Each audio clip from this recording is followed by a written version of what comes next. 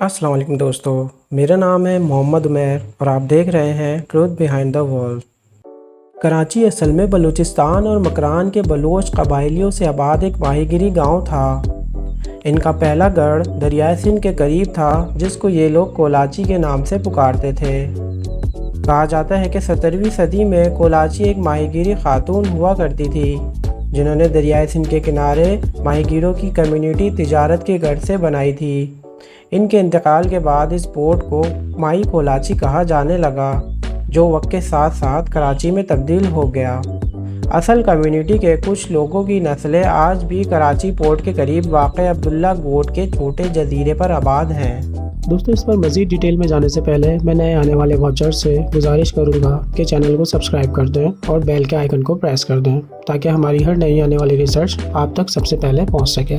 कराची की तारीख़ यूनान और अरब के दौर से शुरू हुई।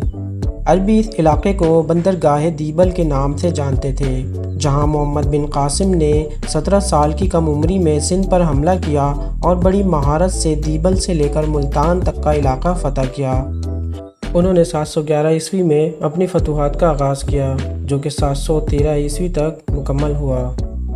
17वीं सदी के अख्ताम के करीब कोलाची गांव के माहीगीरों ने मस्कत और फारस में समंदरी रास्तों के ज़रिए तिजारत शुरू कर दी थी। इसके साथ साथ ये गांव तिजारती मरकज़ और तिजारती बंदरगाह के तौर पर बढ़ने लगा। इस तरक्याती गांव की हिफाजत के लिए ओमान और मस्कत से तोपों को दरामद किया गया और मकामी लोगों ने समंदर की वस्त में 2 गेटों के साथ एक किला तामीर किया। एक गेट को समंदर का सामना था, जिसकी वजह से एक का नाम खारा दरवाज़ा रखा गया, जबकि दूसरे गेट को लियारी नदी का सामना था, जिसको मीठा दरवाज़ा कहा जाने लगा।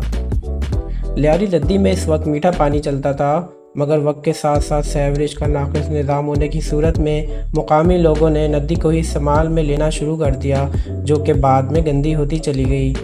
इस किले के बाद आज इन जगहों को खारा दर और मीठा दर के नाम से पुकारा जाता है।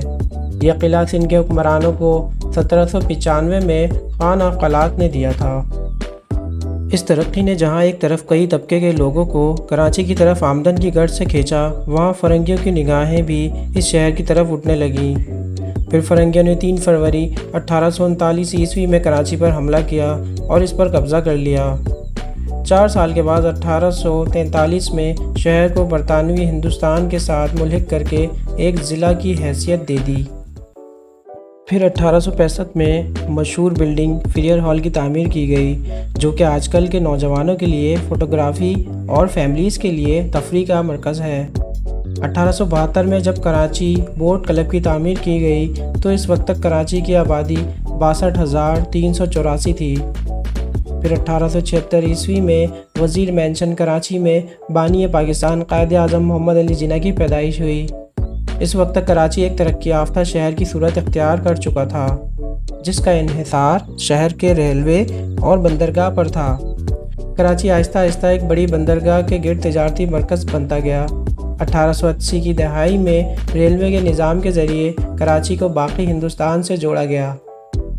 फिर सदर टाउन में वाक़े इम्प्रेस मार्केट को 1889 में ब्रिटिश राज ने तामीर किया, जिसको क्वीन अलेक्जेंड्रीना विक्टोरिया के लक़ब इम्प्रेस ऑफ इंडिया के नाम पर रखा गया, जो कि आज इम्प्रेस मार्केट के नाम से जानी जाती है। 1947 तक कराची बरतानिया का सबसे बड़ा अनाज एक्सपोर्टर बन चुका था।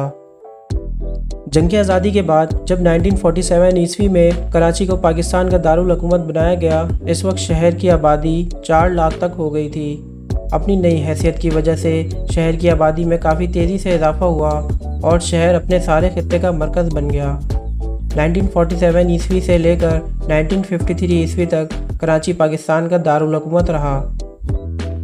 फिर कराची की बहुत तेज़ी से बढ़ती हुई आबादी और माशियात की वजह से दारुल हुकूमत को किसी दूसरे शहर मुंतकिल करने का सोचा गया।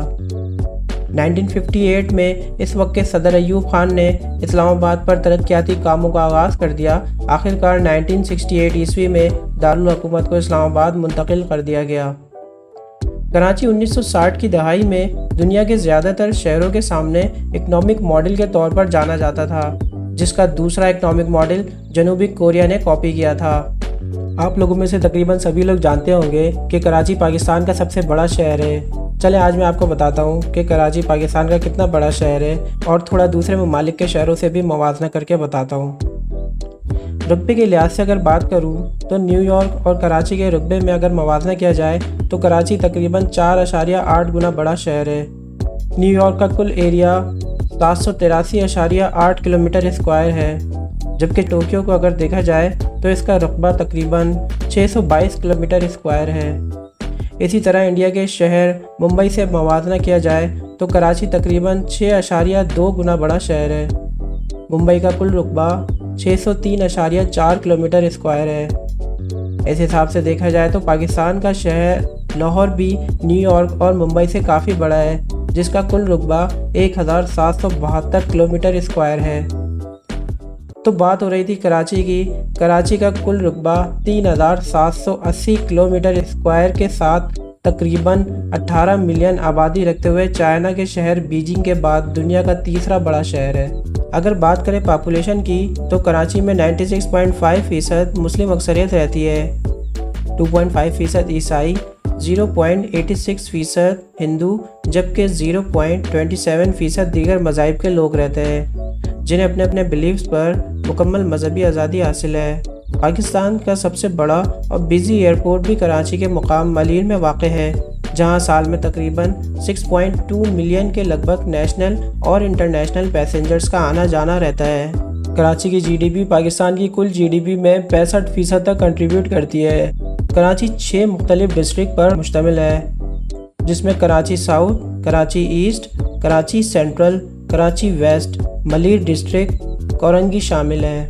2013 नवंबर में कराची ईस्ट को डिवाइड करके 6 नंबर पर कोरंगी डिस्ट्रिक्ट बनाया गया। इस्लामी ममालिक में पाकिस्तान बहुत अहमियत का हामिल है। रिलीजियस पॉइंट ऑफ व्यू से देखा जाए तो कराची में बहरिया टाउन के इलाके में ग्रैंड जामा मॉस्क अभी ज़ेर तामीर है, जो कि पाकिस्तान की सबसे बड़ी मस्जिद है और इंशाअल्लाह तामीर के बाद दुनिया की तीसरे नंबर पर बड़ी मस्जिद होगी, जिसकी तज़ीन व आराइश Mughal, Persian, Chinese and Turkish architectural के तर्ज पर की जा रही है, जहां बैक वक्त 8 लाख नमाजी नमाज अदा कर सकेंगे। इसके साथ साथ मस्जिद में मौजूद है best Islamic research centre, Islamic museum, Islamic cultural centre और इंटरनेशनल यूनिवर्सिटी भी शामिल है। दुनिया की सबसे बड़ी मस्जिद अल हरम सऊदी अरब के शहर मक्का में वाक़ है, जबकि दूसरे नंबर पर सऊदीया के ही शहर मदीना में मस्जिद नबवी वाक़ है।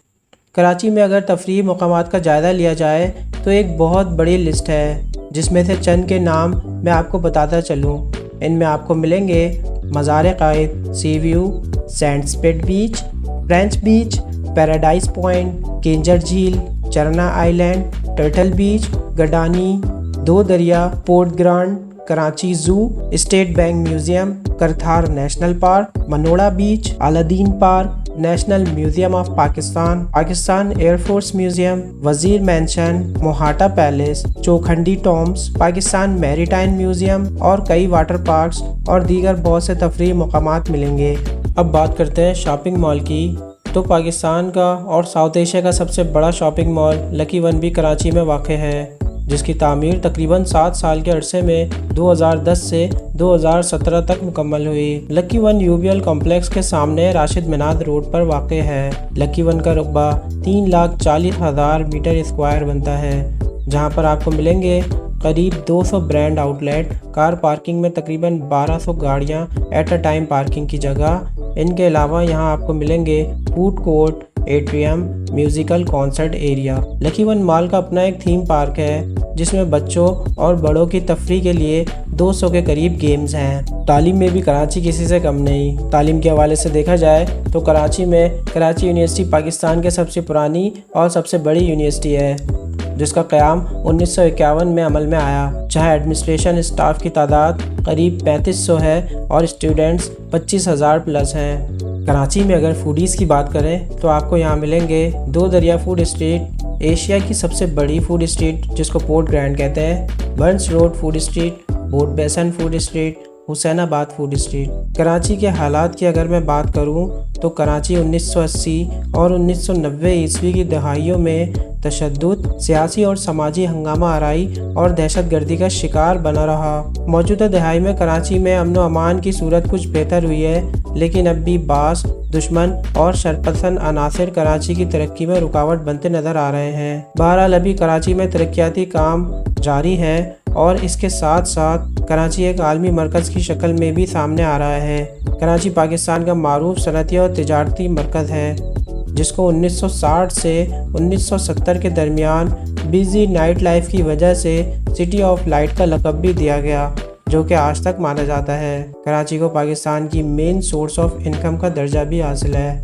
تو دوستو آج کے لیے اتنا ہی، ملتے ہیں اگلے کسی انٹرسٹنگ ویڈیو میں۔ تب تک کے لیے اپنا بہت سارا خیال رکھیے گا اور کامنٹ میں ضرور بتائیے گا کہ آپ کو ویڈیو کیسی لگی، تاکہ میں اس ٹائپ کی اور بھی ویڈیوز آپ کے لیے آگے بناتا رہوں۔